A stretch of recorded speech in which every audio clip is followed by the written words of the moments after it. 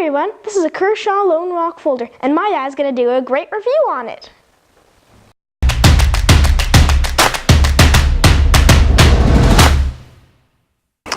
Hey friends, Pete from KnifeUp.com here, and I'd like to talk to you a little bit today about the Kershaw Lonerock Folder hunting knife. Kershaw, excellent company.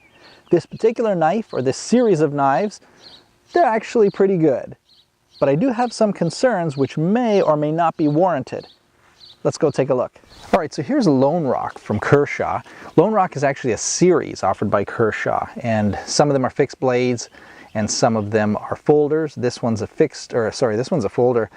It's actually 5.5 ounces, which is 2 full ounces bigger than its non-folding counterpart, which has a smaller handle and less mechanics in the handle, like the locking mechanism, for example. So this is a substantial knife in terms of how it feels in your hands.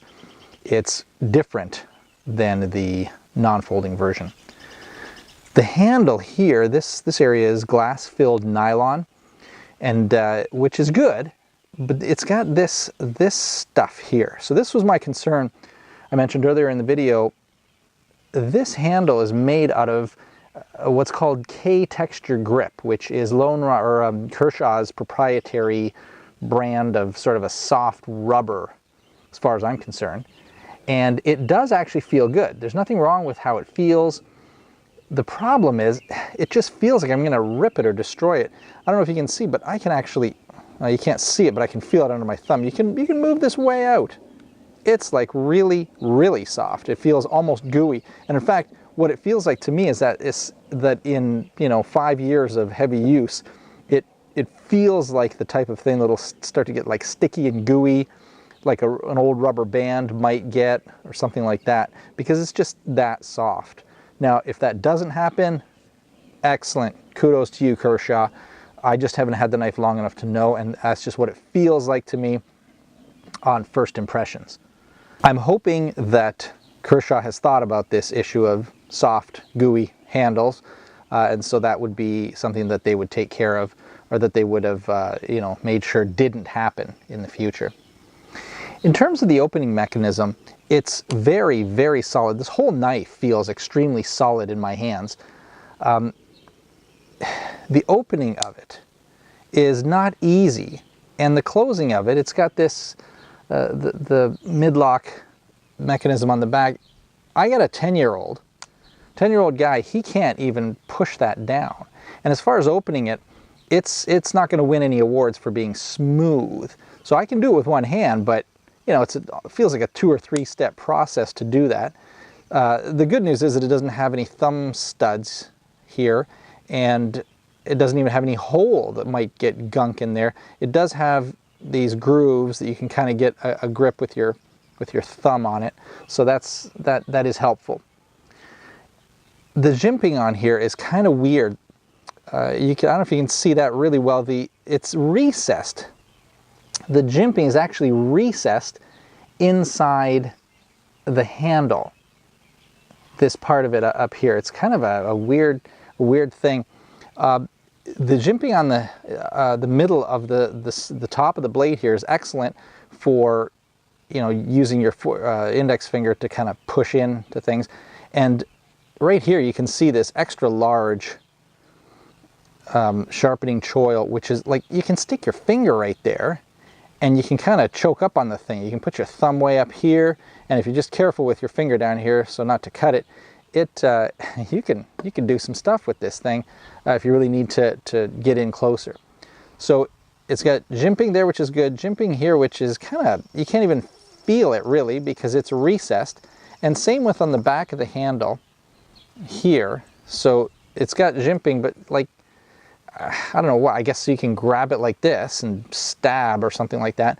But when you do that, you can't even really feel the ridges back there. So I don't know, it's not really that useful in the pommel of the handle, as far as I'm concerned. The steel is similar to AUS 8, but it's a Chinese designation of steel. It's called, you ready for this? 8CR13M small o big V. Whatever that means, I do know in the research that I've done that it's kind of like the Japanese AUS 8. It's probably about as good, but that's not saying a whole lot. It's not like a super high-end, high-carbon steel. It is coated with titanium, which makes it look really cool. I'm not sure if it's really going to give it too much durability, but maybe it will. We'll see. The overall, the blade from here to here is 3.5 inches. It's just short of 8.5 inches in total, right from the very tip to the end of the back of the handle, the pommel. It is not quite as sharp out of the box as others I've tried. I could do a cut test here, but I'll just, you know, trust me, it's just, yeah, well, I'll probably do a cut test anyway, I guess, right? Yeah, sure. So I mentioned earlier, it's a titanium coated blade, full grind, drop point style. In terms of the sharpness right out of the box, I mean, it's okay. I'm doing that so you don't even see it. Ugh, that's not good. Let's try that again. This is so thin, this newspaper, that I had to actually pinch it on both sides. I couldn't even start it just holding along one edge. It's okay. I have had sharper knives out of the box. I've had some from Ontario Knife Company, and also even a Buck that I felt was sharper. But anyways, that's a small issue. You can sharpen it. It doesn't really matter. It's just overall, it's a really good looking knife. It's aggressive. It's chunky. It's really, really solid. You can do some prying with this. So overall, it's not a bad knife. You're not going to go wrong buying it, I don't think. Remember, there is a lifetime limited warranty, which is standard for like good knife companies, and you've got that here.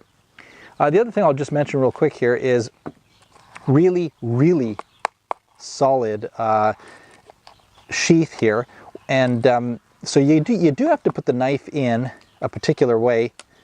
You can kind of tell it's you know, there's the shape of the handle. It's got to go in like that because this area here, so you kind of got to go in like that. You can't just throw it in any old way. If you do, you won't be able to shut this all the way. But otherwise, really, really a tough, really cool sheath. And I really like, if you can see back here, it's got two ways of stringing your belt through here, so you can carry it, you know, the horizontally on your belt, or the standard way where it's vertical like that, up and down. So there you have it. It's the Kershaw Lonerock Folder. It's a hunting knife. It is good. I like it. Not sure about the handle. We'll see how that works over the years, but I got my fingers crossed, and I hope we'll be good. Okay, so that's a bit of an overview of the Kershaw Lonerock Folder. All right, now if you find this kind of information even a bit useful, we'd love to have you leave a comment below and like and subscribe. That would be wonderfully appreciated. We do nice things for people who subscribe to our channel. You can check out some of our other videos. We have lots of giveaways. We'll send you a free knife. The other thing is, make sure you check out the full article of this review. You can see it down below in the description. There's a link. It's way more in-depth. Well, not way more in-depth. It's not going to take you all day to read it. It'll take you like 5.5 minutes if you study it carefully. Probably about 1.5 minutes if you whip right through it. So, but it does have a little more information than I was able to tell you today on the video. Also, make sure you check out the link to Amazon below. You can check out the actual knife itself if you're looking to buy it. We've got it for you. All right, thanks for joining us. Hopefully we will see you next time as we review all things knives and outdoors. Thanks for joining us, guys. Take care. Kershaw, excellent, excellent company. The folder and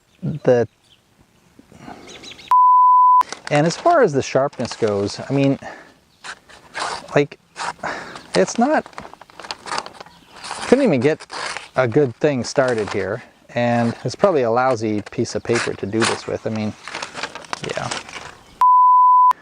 Also, make sure that you check out some links down there. I've got some of the,